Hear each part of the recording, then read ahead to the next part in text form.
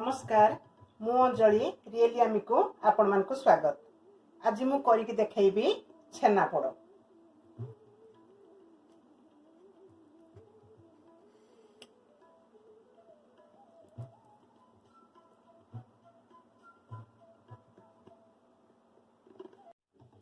छेनापोड़ पई मु नै 2 लीटर क्षीर। यह ओडिया मानकर गोटे स्वीट डिश खाइबा को बहुत भल लागि थाए। मु क्षीर को एबे काटिकी गरम करिबी। क्षीर रु छेना बार करबा पई मु नै 3 रु 4 चम्मच विनेगर,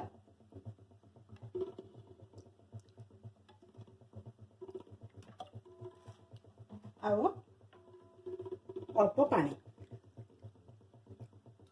क्षीर हमर भल भाव में फुटी गलानी। मु एबे गैस बंद करूची। अल्प अल्प विनेगर आउ पानी को ता देहरे दउची।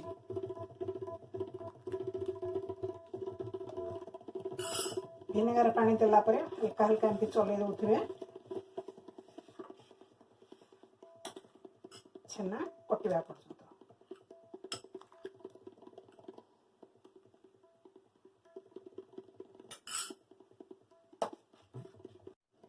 छेना हमर भल भाव में कटि जाइछि।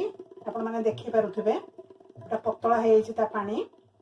आपण छेना को लेंबू रे, छेना पानी रे आ विनेगर रे छिड़े परिबे। मु एबे छेना को छाणी नउची।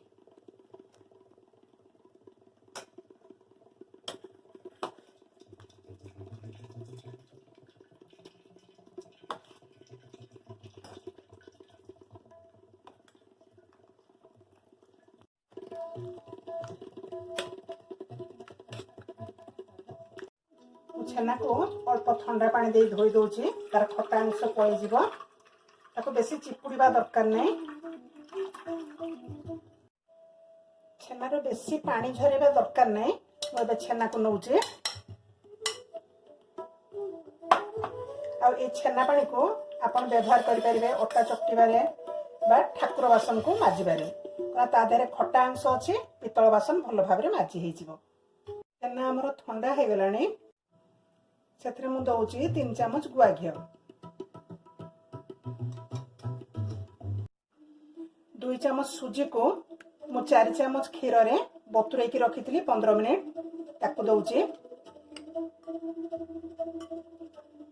4-5 टा गुजराती रो गुंड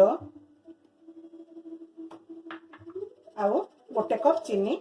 चीनी आपन को स्वाद अनुसार आपन नेबे, कम बेसी करि परिबे। ताको हमें भल करी गोळै दबा। एथे मु नउची से छेना पानी रु आउ 2-3 चम्मच। छेना बहुत बहलिया हे गला। आ सेथरे दउची अल्प, आपन देखि पारुथबे अल्प बेकिंग पाउडर। ताको भल की गोळै दबा। गोटे मु कढ़ाई बसैली। कढ़ाई देहरे मु बाली देइची आ गोटे स्टैंड दे देइची। ताको एबे हमें गरम हवा को छाड़ दबा। एल्युमिनियम बाउल लेइची, कदली पत्र देइची। कदली पत्र देहरे घियो लगे देइची। एबे हमें छेना को या देहरे ट्रांसफर करबा। अपन छेना देखि पारुथिबे एतिकी बहळ होबो।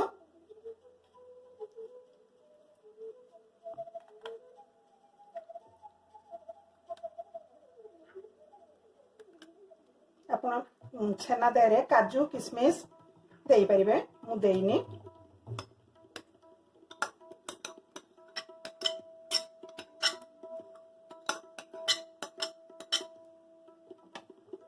ताकन टैप कर देबे।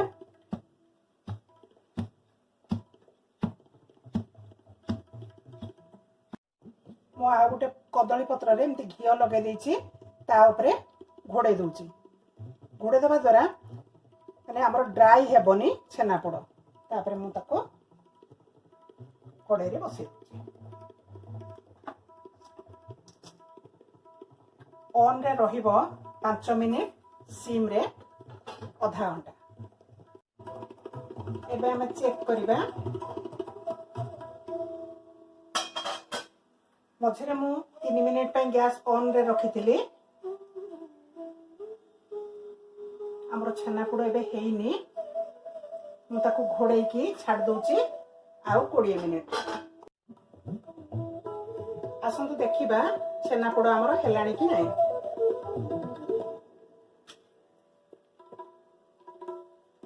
ଛେନାପୋଡ଼ ଆମର ହେଇଗଲାଣି, ଛୁରୀରେ କିଛି ଲାଗୁନି।